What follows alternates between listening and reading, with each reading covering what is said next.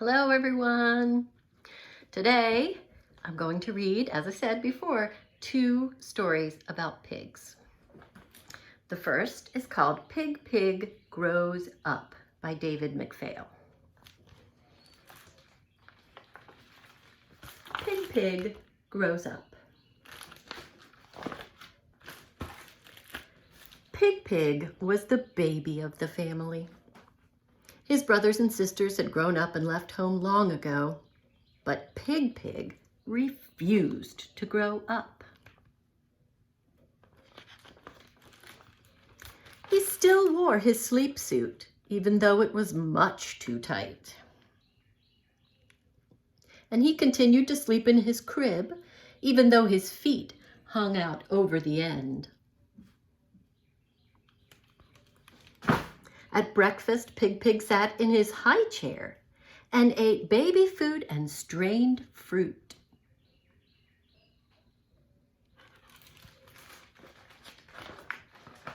When his mother had marketing to do, Pig Pig insisted on being pushed in the stroller.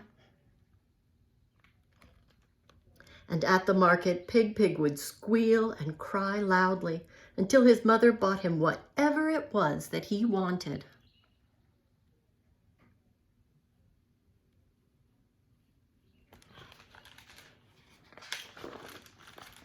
If his mother suggested that he fix his own supper because she was just too tired, Pig Pig would pout and say, "I can't, I'm only a baby." Pig Pig's mother grew tired of it.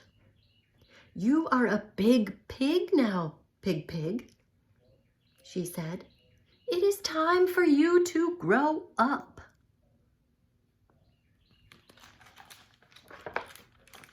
But when she took away his old blanket and bought him a real bed, he sobbed and sobbed all night.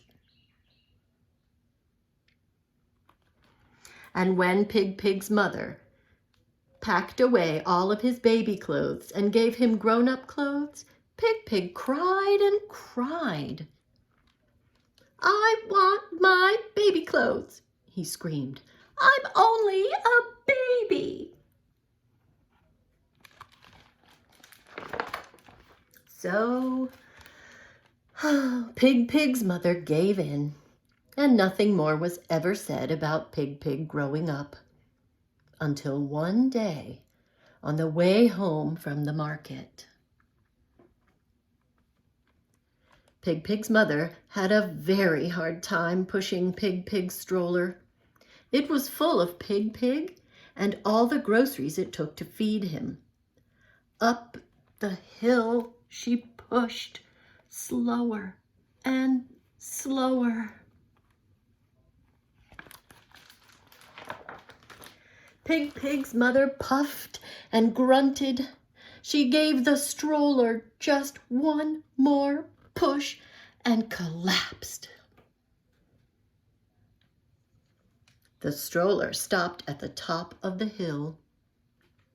It hung there for a moment, and then slowly it moved over the top and started to roll down the other side. Faster and faster it went.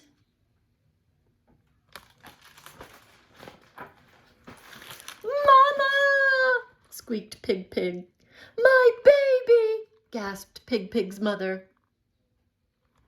Pig Pig kept squealing as the stroller careened down the mountain.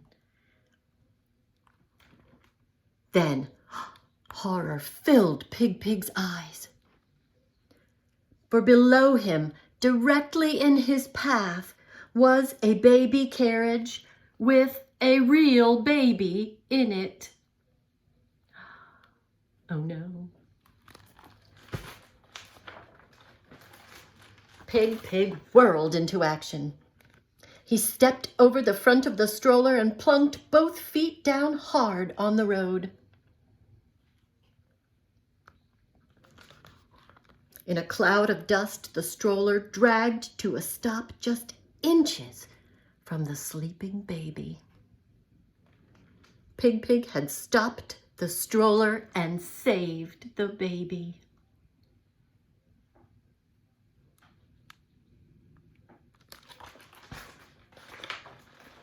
The baby's mother kissed Pig Pig on the head.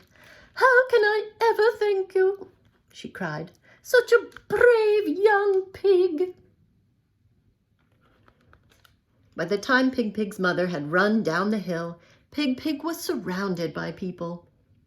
They patted him on the back and shook his hand and told him what a brave pig he was. Pig Pig beamed.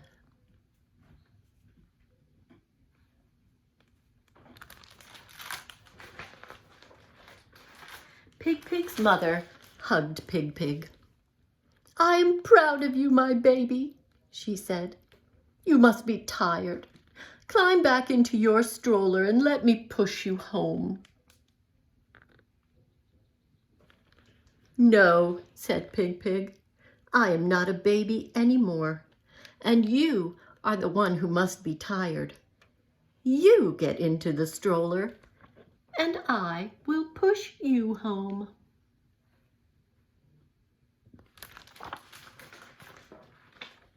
And she did, and he did, and after that, Pig Pig was never a baby again.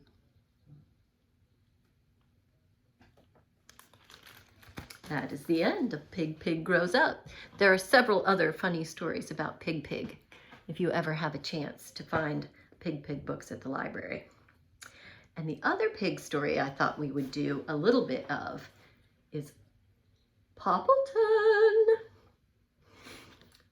Probably most of you remember we read a lot of Poppleton when we were in school all the time.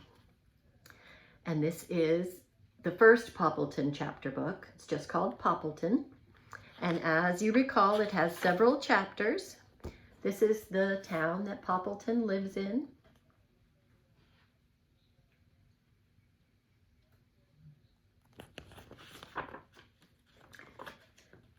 It has 3 chapters, and today we're going to read chapter 1. It's called Neighbors, and it starts on page 5. And I know you will all remember this one. Poppleton used to be a city pig. He did city things. He took taxis. He jogged in the park. He went to the museum.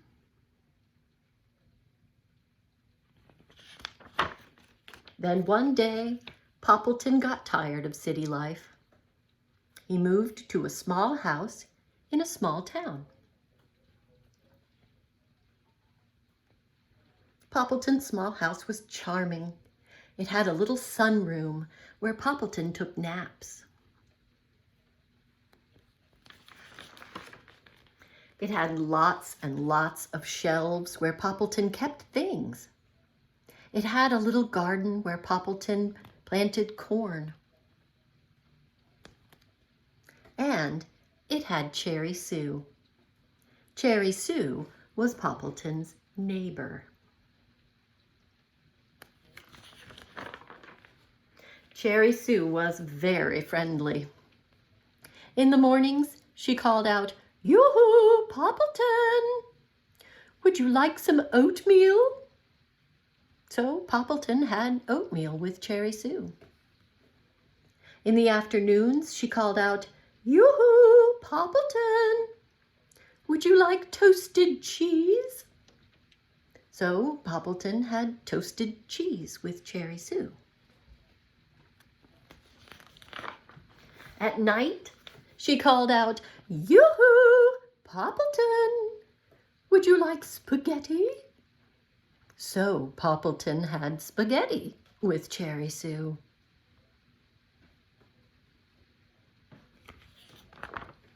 Some mornings, though, Poppleton did not want oatmeal. He wanted to keep sleeping. Some afternoons, Poppleton did not want toasted cheese. He wanted to watch TV. Some nights, Poppleton did not feel like having spaghetti. He wanted to practice his harmonica. But Cherry Sue kept on calling, "Yoo-hoo, Poppleton!" One day, when he was watering his lawn, Poppleton could not take it any more. When Cherry Sue stuck her head out a window and called, "Yoo-hoo, Poppleton!" Poppleton soaked her with the garden hose. "Poppleton!" cried Cherry Sue, dripping. Poppleton felt awful. He ran to get a towel for Cherry Sue. "I'm sorry, Cherry Sue," said Poppleton. "I just got so sick of toasted cheese and spaghetti and oatmeal. Sometimes I just like to be alone."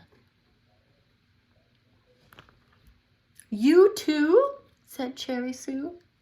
"I kept inviting you over because I didn't know how to stop inviting you over. I thought it might hurt your feelings."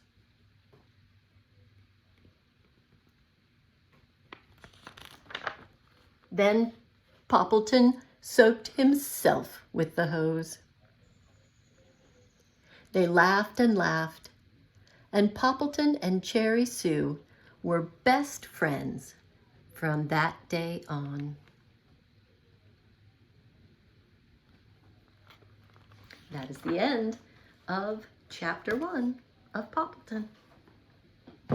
The next time we read, I'm going to read these two stories, and you might notice something similar about them. All right, see you next time.